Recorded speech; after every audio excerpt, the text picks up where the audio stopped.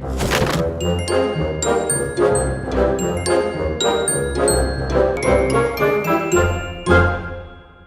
morning, ladies and gentlemen. Today we have Mr. Harald Belker and Professor Harish CB. Welcome to both of you. Harald Belker is a force of nature in the area of automotive design with a list of design credits that include the smart car for Mercedes-Benz, the Batmobile for the Warner Brothers, the Batman and the Robin movie, and the futuristic cars of Steven Spielberg's Minority Report. Other movie credits include the vehicle designs for Armageddon, Oblivion, Total Recall, and Tron Legacy. Harald has been involved in the design field for more than 30 years. After graduating with honors from the Art Center College of Design, Mr. Harald Belker fell into the dream design job of designing cars for Porsche AG and Mercedes-Benz Advanced Design. He has published several books that reflect his passion for automotive design. The Pulse, in particular, featured his view on the future of racing vehicles. After 7 years as the head of hardware design at Anki Inc., a consumer robotics company located in San Francisco, he is now jumping back and forth between film design and conceptual design projects for companies like Apple and Samsung. He has also worked for Metal Toys, Hot Wheels. Now introducing you to Professor Harish CB. Harish CB is the head of design for automobile and transportation design at United World Institute of Design. Our very own Harish sir is an industrial designer with competent skills and has an expertise in the process of learning and system of design education of the present day. An academician with a lot of zeal towards collaborative projects with students and flavored with teaching methods that resonate with latest industry trends practiced in the domain. In this exciting chat today, Harald will be dwelling on how aspiring transportation and industrial designers can contribute to the toy and gaming domains in the modern era. Welcome to both of you. Harish sir, the stage is all yours. Thank you, Abhrujit. Thank you so much. Wonderful introduction. We are excited. In fact, I'm very excited to have Harald to this side of the world. Welcome to India, Harald. Oh, it has to be online. It's a little late here in Los Angeles, but welcome to everybody in India. And I'm very happy to share my experience and my knowledge and help possible future industrial designers, automotive designers to change the world. So, I have to say this, Harald, your books, Pulse and Ride, they are very popular out there and it finds its way in almost all the design schools out here. And I have to repeat this. I mean, some of my students have really benefited out of those. Your vision of future way of racing, the autonomous racing, it's fantastic. It's still relevant. It's gonna be relevant for maybe more than 10 years coming from now. Thank you so much. That is fantastic to hear. I mean, that's why people like myself do publish books. You know, it's a lot of work, and it's not really a financial benefit, but in order to inspire young people to do something that I know I enjoy doing is worthwhile. Wonderful.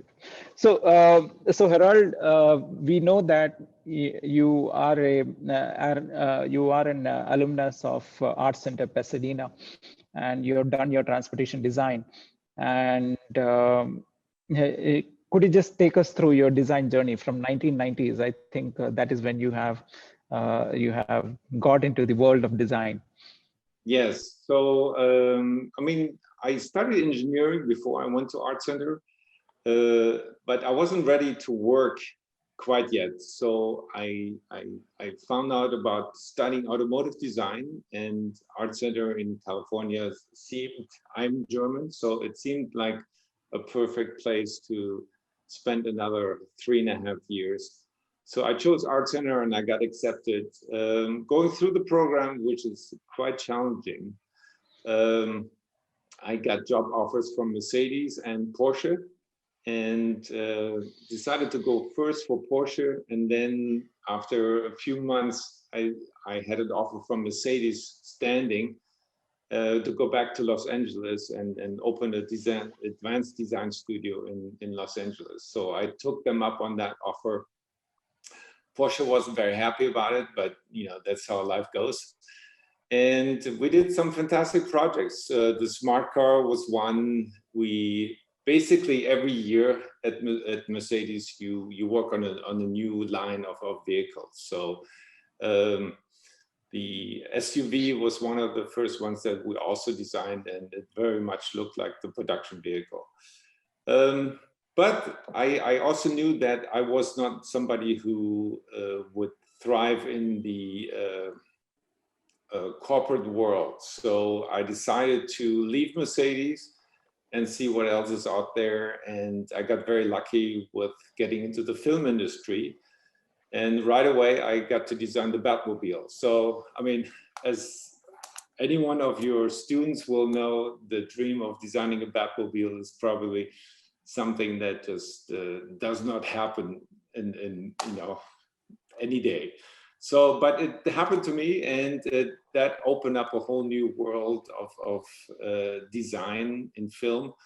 And I did that from 1996 to about, 10 years ago to 2010. And that's when things slowly just moved away from Los Angeles. So I would have to travel a lot. And I got approached by a company in San Francisco that developed consumer products, consumer robotic products by the name of Anki. And it was a great challenge, a new challenge. And that's something as a designer that I always appreciate. And I did that for 7 years. Unfortunately, the company went down, which happens with startup companies. It's especially in the toy industry, which has a lot of challenges by having to sell a lot of toys during certain times of the year. And so now I've been back to working for corporations that need designs like Apple, Samsung, big corporations, and also started to go back into movies. And I'm currently working on Black Panther 2 to do a whole row of new vehicles for that movie. Oh, well, so when is Black Panther coming out? That's probably 2 or 3 years from now. So, we're just at the beginning, but it's a fantastic adventure. The first one was really incredible. And they asked me, to help them design the vehicles, and there's a lot of vehicles in it. So. Oh, wonderful. So I guess we are not going to miss that, Harald. We are definitely not going to miss that. So that's really great. Harald, so I would be great if we could start with the presentation. We would love to see how you started. Absolutely. Let me share my screen with you. Sure. And I hope everybody can see it. So design is a lot of things, and let me walk you through some of the designs I started with. And here you have sort of what I loved about automotive design is the sketching. It's just an art form that where you capture the emotion. It's not a product, it's not stationary. So for me, sketching a car always related to the great line quality. And if I can just tell you students that is a long journey, actually. I did not sketch like that when I went through Art Center or when I graduated Art Center. This is like many years after working as a professional and really honing in the skill of sketching with a quality where I wasn't concerned so much about sketching, I was concerned about the design. But I was able to show it with my pencils and my renderings. And so that's something that just doesn't come overnight. It will take many years. And so I just want to have your students relax and everybody else that this is something that you have to work on for a very long time. So, but these are the old days. You know, today you go very much or very quickly into three-dimensional design. And that's what I am today. But, you know, in the past, and still to myself, I like to keep my sketching skills up, and so that's what these look like. This is some work from Mercedes, some later work as well with the renderings, but you know, that is the fun about automotive design, really. Let me also introduce you to some stuff that I was then you know, that moved me into a whole new direction of design. And that was the Batmobile. Batman and Robin in 1996. We still did everything by hand. All the renderings were done in pencil and markers. And we didn't have computers to really help you with the design. So we went through all the stages of clay modeling to really, you know, show off the design. So, and this is a good page that shows you a lot of variation of the sketches and the renderings I had to do to work on this movie. And it was a lot of fun. I mean, that, you know, I remember the Batmobile when I was 10 years old. It was from the TV series, and I go, that is just the coolest thing ever. You know? So being able or being asked to actually design another vehicle for a movie like that was just incredible. And it opened really a whole new industry for me as a car designer that I never thought I would be part of. On this picture, you see a whole bunch of Batmobiles. There is, all the way to the left, you see the TV Batmobile. And the guy who designed and modeled it is George Barris. It's the shortest, the oldest guy in this picture. He has passed away a couple of years ago. But, you know, he was an inspiration and he's a character. So this was an event at Warner Brothers some years ago, where all the Batmobiles were displayed, and they did a little film about the heritage and everything. So it was a very special moment, and you know, something you always remember. So Harald, so sorry to interrupt, but those are the different generations of Batmobile. That is yes. So from the left you have the TV Batmobile, then you have the one from Tim Burton movies. There were two of those. The one next to that is designed by the guy in the middle, Tim Flattery, and that was the Batmobile, the Batman movie before me. And I only got the job because he was very busy at the time when they were doing the next Batmobile. So you have to be lucky at the right place and have some talent, you know. So. And you know, made the best use of it. One of the first that was like all an open seater again. So it was a lot of fun to work on. Everything had to do with the Bat logo, and you know, I was like a 10-year-old boy the whole time I worked on this. So in my job, I never have to grow up. So another movie that I'm very proud of is Minority Report, and it's now a movie that's 20 some years old, but it really had to deal with the future. And you know, it is so today that we talk about autonomous cars and autonomous vehicles. So of course, in a movie scenario, you don't want to just limit yourself to road driving cars. So we talked about having a maglev system where these vehicles drive or are driven, and it's all automated. So you have no control, or you just tell it where to go, and then it gets you there, and it's very fantastic in many ways. And I think only because at some point in the script, I was told that we need a vehicle to leave town. This was all, inside Washington, D.C. We leave town, so then we had to do this red Lexus. Lexus at some point became the sponsor of these vehicles.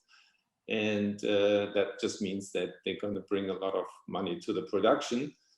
But, they give me a box of Lexus logos and I'll put them on the vehicle. So everybody wins. So, but, it was an interesting challenge. And besides the vehicle that got a lot of press during the time, I really actually enjoyed the development of the autonomous vehicle.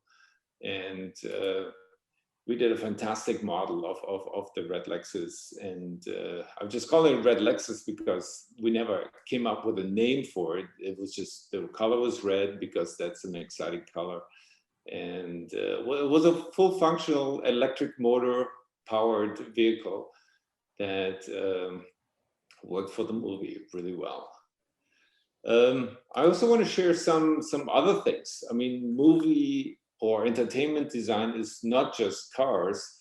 Then you get thrown into all kinds of vehicles. If it's hover vehicles, like to the left for Total Recall, the Tron motorcycle. Right there in the middle is the Cat in the Hat vehicle, which has very little to do with true automotive design. But then again, you get thrown into top right here, where we had to design a military airplane. And literally you have 2 or 3 weeks to design the whole thing. And so you do your research, you make it a lot bigger, a lot more advanced. And then at the end of the day, you build something, you design something that will never be built, but will be exciting on the screen. So, besides all that, that is the fantastic world of working in film. And, in the past, I've also worked for some Indian production where, they ask for some crazy stuff and you go, why not? It's a movie. So that means you would have worked with Daniel Simon, right? Daniel Simon, yeah. When Tron was starting, I worked on it for about 3 months, and Daniel was still in Germany, and he had some presence on the internet, which is very important these days to have presence on the internet. And he also had published a book at that point. And so I knew him through a friend of mine. My friend is the chief designer of Bugatti in Germany. And he said, he wants to really go into entertainment design. So I helped him actually come over to America and work on Tron. And because he was, already very good at 3D modeling and expressing his designs, he sort of took over. And then that was a very unfortunate moment where his ability of working in 3D sort of outdid my ability to design in 2D. So that was, a long time ago, and I'm fully capable of doing everything in 3D now. But so he sort of, in a way, took over my early designs and then developed them further. And then it was a great vehicle for him to launch his career in film design. So he lives about 2 miles away from me. So once in a while we have a coffee. And very nice guy. I mean, that's a good thing about Los Angeles. You all live within the city. So, but I also want to talk about other things. I'm not just interested in in vehicle design or entertainment design. I also like very much furniture. I've done a whole bunch, and this is one of my chairs that actually won some awards. It's called the Maxell Chair, and I call it that because if anyone remembers, a long time back, there was an ad for a tape, the Maxell tape. It's for recording. And there was a guy sitting in a square chair. It was a Le Corbusier chair. And the wind was blowing in his face. And I said, one day I want to design a chair that has that feeling of, you know, very kind of automotive, but there's a dynamic in the chair that you normally don't see in chair designs. And so build a model, and then we had a small run of production in running. So, but I also found out that the furniture industry is a very tough industry. So, you know, if you sell a few pieces as an individual, you are a success. So there you go. Besides all that, then you also get hired by companies to help them launch their products. Sunglasses is one of them that I like to feature here. Canon, it's a company that is based in the US, and we did a lot of athletic fashion sunglasses. So they had a fantastic technology with the lenses, and it's just a different challenge. And, you know, I can only push the intent that as a designer, you want to be creative and you always want to challenge yourself. And even though I never designed sunglasses before, after a short time, I got really comfortable doing that. And we came out with about six different frames every year. We did it for about 10 years. So needless to say, I have a lot of sunglasses at home. Back to the books that were mentioned earlier, Pulse, of course, one of them. And it just was one of those projects that, since I'm very interested in Formula One racing, but I'm also very interested in the future, that I wanted to combine those. And there was just no better way than doing that in the format of a book that could that way I could explain everything that was that needed to be expressed, the rules, the whole concept of it. And you know, you're gonna have these dreams of just creating something new, and so you have to find a vehicle to show that and share that with the world. Here is a couple pictures of another book I did. It was called Ride, and at that point I was really starting to get really interested in 3D modeling to express my designs. Beforehand, I was designing, sketching, and then I would have to hire a 3D modeler to put my designs into 3D. So with a program by Luxology, it's called Modo. It's based on polygon modeling. So it's not a CAD program. It's really a creative program because it deals with polygons, so you can move things around the way you can express and really find design. And so I thought, what better way is to publish a book while I'm learning the program, because then you're under the time pressure of having to deliver something. You know, to me, if I don't have a deadline, I'm not going to do it. So I need a deadline. I need a goal to really create something. And so I designed a motorcycle from a conceptual stage to a functional stage. And besides the wonderful rendering program, it also has, besides the wonderful modeling that the program does, it also has a fantastic render engine. So that is always, you know, you want to, as you go through the years, technology and the way we're going to design is will continue to change all the time. I mean, I'm talking to friends now, and they are now in the virtual reality concept world, you know, so where they literally work in 3D in virtual reality. So, and I think that is fantastic, and I'm a little scared of it because, you know, you're just going to completely check out of your world, and you know, it's a weird thing. I think that was a really wonderful point that you put out there, Harald. A lot of my students, they're onto the analog sketching and illustration, and a lot of them show a hesitation in going to the 3D modeling and sculpting, which right now I think we are largely learning alias.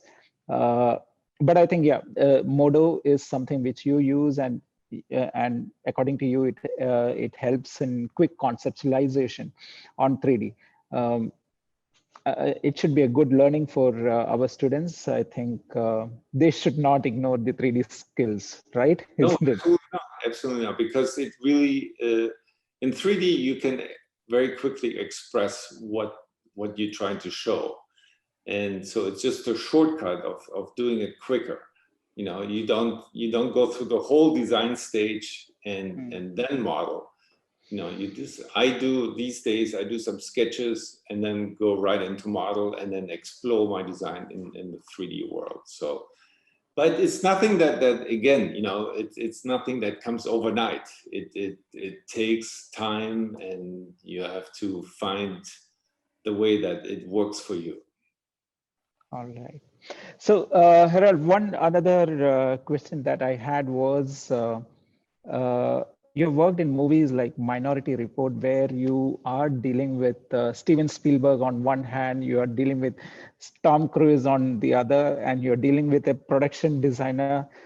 What are the challenges? I'm sure, and you have Lexus, and you must be communicating with Lexus chief designer. What are the challenges? I mean, in terms of timeline and meeting the quality, in order to come together on all four opinions, it must be crazy.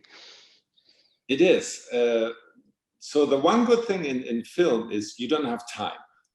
So the killer in design, I think, is if you have too much time, where you constantly have to listen to your boss and you change things. So in film, you don't have time. So let's just, the red Lexus, for instance, the script was changed and it said, we need a vehicle. So I said, okay, cool. By experience, I know how long it takes to build the driving vehicle. And so we had the date where the car had to be on set. So that was 3 months out. So in the most optimistic way, we can build it in 2 to 2.5 months. So that gave me 2 weeks of designing it. So that means I'm going to design something and they really don't have a choice, you know. So you know, I think I know what we're going for. So early on, I had some sketches of other vehicles, and they said, okay, how about this one, you know? And the car looks the way because it was actually a police car at some point, and it was a single driver in the front. That's why the cab forward was so extreme. So why don't we make that a sports car? I said, okay. So within 2 days, I did the sketches. I ran them by the production designer. He said, all right, let's show it to Steven. Steven said, looks good, let's go for it. And then I had to sit for 2 weeks. And I was doing Christmas here. For 2 weeks, I had to sit with the 3D modeler, and we literally finished in 2 weeks. And which means that back in the days in 2000, you know, monitors were only 15 to 17 inches big. So we never looked at the whole vehicle bigger than 15 inches. So once we sent off the model and had it cut out of foam with CNC, with the CNC milling machine, 2 days later, I saw the whole design for the first time in full size. 1:1. 1:1. And it was like, one of those oh my god experiences where, you know, it looked cute in the small screen, and now I see it in full size. The car was 2 meters wide, so which, you know, I kind of knew, but I didn't know what it really would look like. So that is one, you know, that is just film. You don't have time. You have to find ways to have shortcuts. Nothing gets, you know, with the headlights, tail lights, those are just cut lines and a different material. But, you know, in automotive design, you can spend 6 months just designing headlights, you know, but in film, it is just, it has to be done very quickly, so. Cool. I'm sure we have a lot to talk about this, but I think due to time constraints, I think let's move on to toys. Yes. Toys, yes. So toys is let me share my screen again. Sure. And let's go into toys. So about 12 years ago, I did work for Hot Wheels for Mattel for a couple of years. And it's sort of a fantastic world because in Hot Wheels, you do very weird things. It's all automotive, and on the left side here with the sketches and those cars, they were looking for new lines of toys.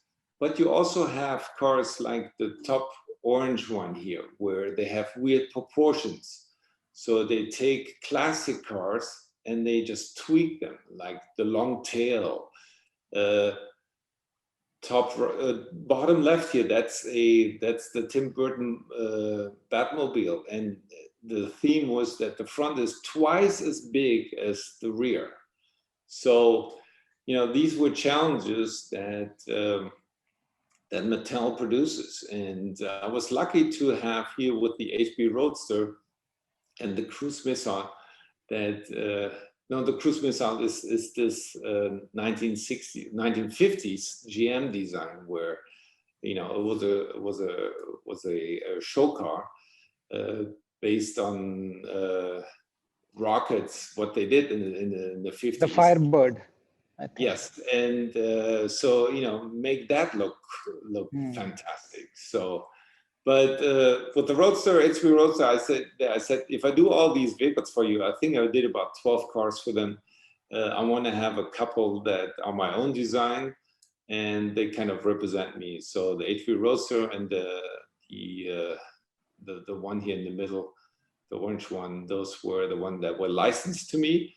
And then, of course, that worked out really well. So it was a lot of fun.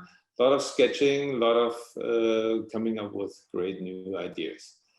And then let me move to Anki. So Anki, about 9 years ago, they came up with this racing game where with your iPhone you could control these vehicles, and they wanted some race vehicles or something that has a lot of intellectual ability. And it was just a fantastic game because it really went into the world of what kids like these days, where you have weapons, you have, you can shoot the other car, and it's all within the little microchip inside the vehicle. But on this vehicle, it's about it's about 6 centimeters long. I want to walk you through what it takes to design a car like that, because scale is everything, and also limitations. So when I would start designing these things, so I had the maximum length of the vehicle, I had the ground clearance, and I also had, you see these pipes here, those were the light pipes where I had to have some sort of clearance through the vehicle that would show lights on top of the vehicle. So that's how, you see interaction, if it's either guns or whatever they had. So those were light pipes, and within that I had to, those were my restrictions. And you see a very awkward kind of proportion as well. So I would usually just start with very quick sketches just to get a new idea for each of the vehicles. So this is a long way from my early sketches where I would spend, you know, a significant time sketching these things out. So here I was just looking for some sort of idea of what I can possibly do with those vehicles. And then in 3D, I would sort of knock it out relatively quickly, not really concerned about wall thicknesses or anything else, but just to get the proportions right and also get the placements for the light pipes in the right place. Then I would do a quick rendering, just showing that to my boss at Anki, and he goes, "Well, that looks cool, but you know, I can totally see that as one of our new vehicles," and really focus on something that you know, in toys you sort of over exaggerate elements.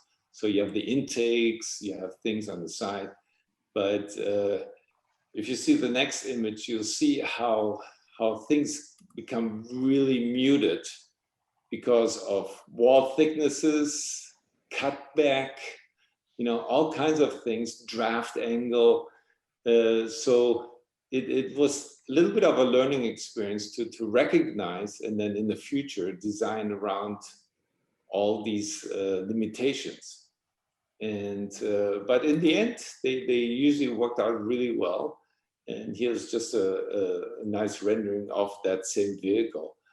And you know, but that's something when you go into toy design, that you have to recognize. You're working with a different scale, and you also have to really work with how manufacturing works. You know, injection molded, and you know, all the limitations, how you put them together. You don't want too many parts, but you also still want to keep your initial design alive. So that was a very fun thing, and we got better and better at it, and then in the end did some really cool vehicles. So Harald, has it ever happened that you designed a vehicle and you had to change the design after a few iterations because of constraints from the manufacturing side? Absolutely, absolutely. That is like my initial idea. It has like a lot more details and a lot more, like the elements are thinner and like, you know, little more finesse maybe. So all that in a way goes away. And so I constantly, like my 3D modeler who does the production version, he says, you know, if we do this, then we can do that. You know, so you have to go back and forth all the time. And you have to have an open mind as a designer. You know, they don't want to, you know, guys who want to produce something, they don't want to mess with you or make your life hard. They just want to have a good product. So you have to have an open mind to that sort of thing, and just work with them. It will make your life easier, and it will make everybody's life easier. So at the end, I also want to show some fun stuff. Then, you know, if you work for a company like Jada, who specializes in changing existing vehicles and making these war machines. I've worked in a few movies where I had to do the same thing. I just had to toughen up vehicles and make them fun and, you know, something that you go to battle with.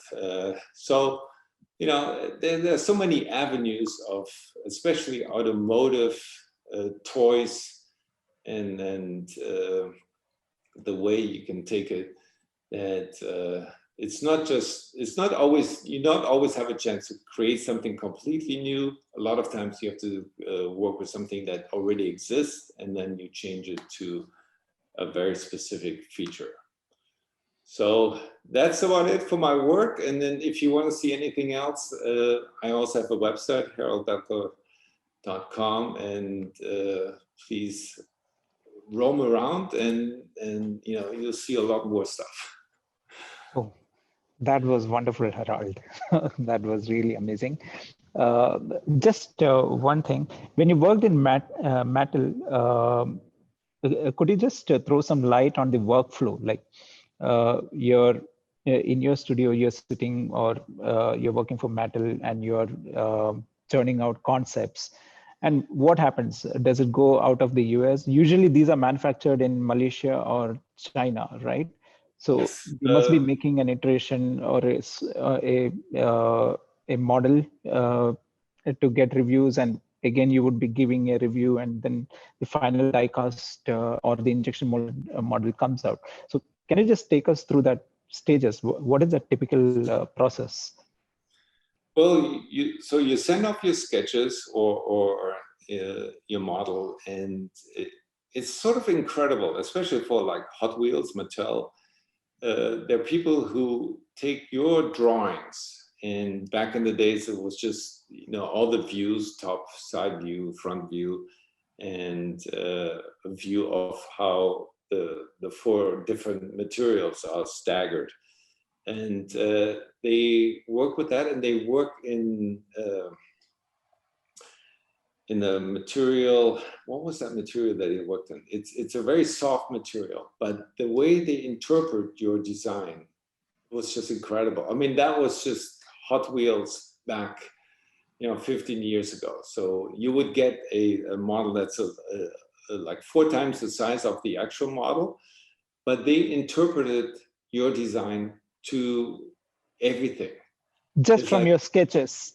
Just from the sketches, yes. Oh, okay. So these days, with if I do a 3D model, I can very quickly grow a model. Let me just show you this.